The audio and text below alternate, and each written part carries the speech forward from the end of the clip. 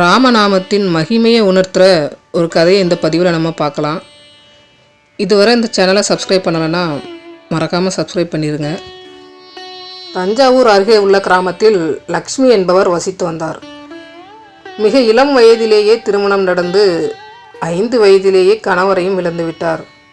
விவரம் தெரிவதற்குள் வாழ்க்கை இழந்துவிட்ட அந்த பெண்ணை எல்லோரும் துக்கிரி, அதிர்ஷ்டம் கட்டவள் என்று அழைக்க துவங்கினர். வீட்டை விட்டு எதற்காகவும் வெளியே வர இயலாது அவளால். பெற்றோர் இருந்தவரை அவளை பார்த்து கண்ணீர் வடித்து கொண்டே காப்பாற்றி வந்தனர். நாளடைவில் பெற்றோரும் இறந்துவிட்டனர். தூரத்து உறவினர் லக்ஷ்மிக்கு வேண்டியதை அவள் வீட்டிற்கே அனுப்பிவிடுவார்.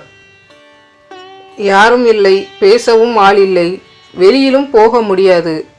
போனாலும் யார் கண்ணிலாவது பட்டுவிட்டால் துக்கிரி என்று திட்டுவார்கள்.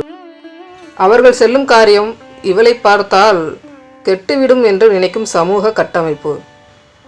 அவள் விடியும் முன்பே சென்று காவிரியில் ஸ்நானம் செய்துவிட்டு வந்து வீட்டிற்குள் புகுந்து கொள்வாள். பொழுது போகவில்லை. தாயும் தந்தையும் சிறு வயதில் சொன்ன கதைகளிலும் ஸ்லோகங்களிலும் அவளுக்கு ராமநாமம் மிகவும் பிடித்துவிட்டது. வீட்டில் ஒரு ஊஞ்சல் இருந்தது. அதில் அமர்ந்து ஆடிக்கொண்டே அனுதினமும் ராமநாமத்தை சொல்ல துவங்கினாள்.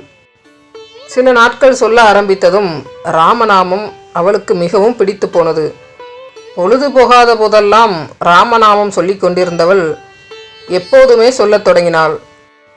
1000 ராமநாமம் சொல்லி முடித்ததும் சுவற்றில் கரிக்கட்டையால் ஒரு சிறிய கோடு கிழித்து வைப்பாள்.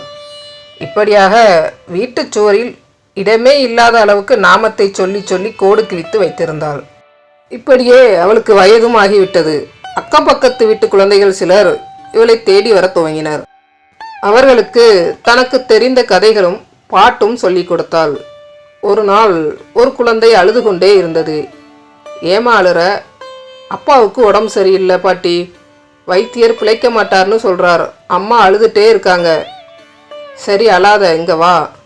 ராமநாமத்தை விட பெரிய மருந்தே இல்லை. உங்க அப்பாவுக்காக நான் ஜபம் பண்ணி வச்சிருக்கிறதுல இருந்து 1000 நாமா கொடுத்தேன்னு போய் சொல்லு, சரியா போயிடும் என்று சொல்லி ஒரு கோட்டை அளித்தாள். சரி பாட்டி என்று கண்ணை துடைத்து கொண்டு ஓடிய குழந்தை சற்று நேரத்தில் தாயுடன் திரும்பி வந்தாள். அந்த குழந்தையின் தாய் ஓடி வந்து பாட்டியின் காலில் விழுந்து, உங்களுக்கு எப்படி நன்றி சொல்றதுன்னே தெரியல, நீங்க நாமா கொடுத்தீங்கன்னு குழந்தை சொன்னதும் மாசக்கணக்கா படுத்த படுக்கையா இருந்தவர் சட்டுன்னு எழுந்து உட்கார்ந்துட்டார். வைத்தியரும் எல்லா நாடியும் சுத்தமா இருக்கு, இனி வியாதியே வராதுன்னு சொல்லிட்டு போயிட்டார் என்று கூறி மீண்டும் மீண்டும் நன்றி கூறினாள். விஷயம் காட்டு தீ போல் ஊர் முழுவதும் பரவியது. யார் கஷ்டம் என்று வந்தாலும் தான் ஜபம் செய்து வைத்த நாமத்தின் சிறு பகுதியை கொடுத்து அவர்கள் கஷ்டத்தை போக்கி விடுவாள் பாட்டி. கொடுத்ததை அன்றே ஜபம் செய்து சமன் செய்து விடுவாள்.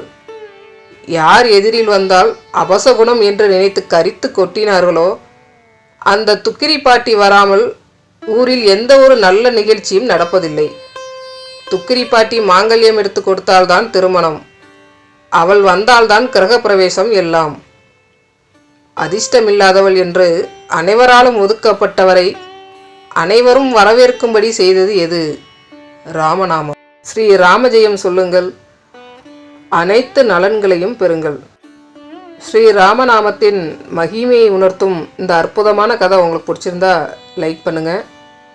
இதுவரை இந்த சேனலை சப்ஸ்கிரைப் பண்ணலன்னா மறக்காமல் சப்ஸ்கிரைப் பண்ணிடுங்க. நான் போடுற வீடியோக்களை உடனுக்குடன் பார்க்குறதுக்கு பெல் பட்டனை கிளிக் பண்ணுங்கள். நன்றி.